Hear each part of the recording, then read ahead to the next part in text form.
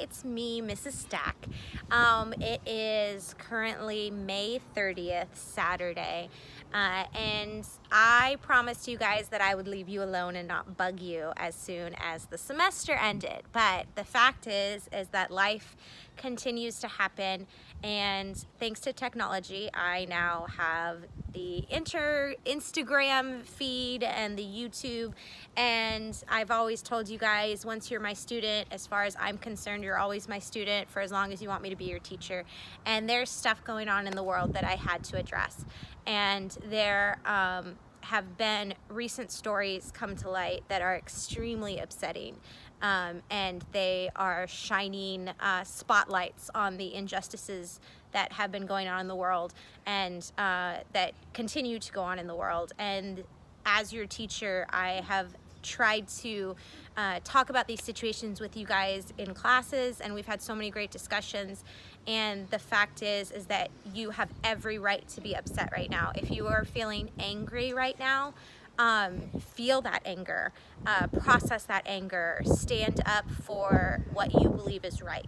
But I also wanted to come and address a situation that's going to be going down tonight in Santa Ana. If you are at all on social media, you probably have heard about the protest that's going to be put together tonight for 8 o'clock.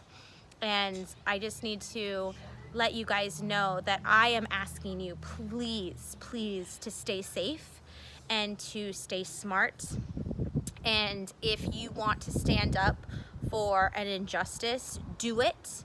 However, do it in a way that will allow your voice to be heard. Please, you guys.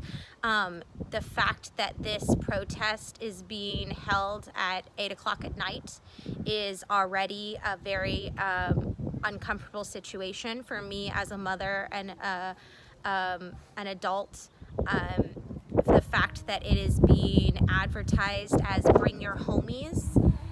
You guys know how I feel about that term, about the gang mentality. I'm not even talking about gangs in general. I'm just talking about a mob mentality when you get a huge group of people together, especially who are angry. People have a tendency to do things, say things, and act in ways that they would not normally if they were not together in that large group situation. Okay, please be careful. If you feel that your voice needs to be heard, please make sure that you are voicing your concerns, your upsetness, your anger in a way that will allow people to listen. Remember, we started out this entire school year talking about a man named Nelson Mandela.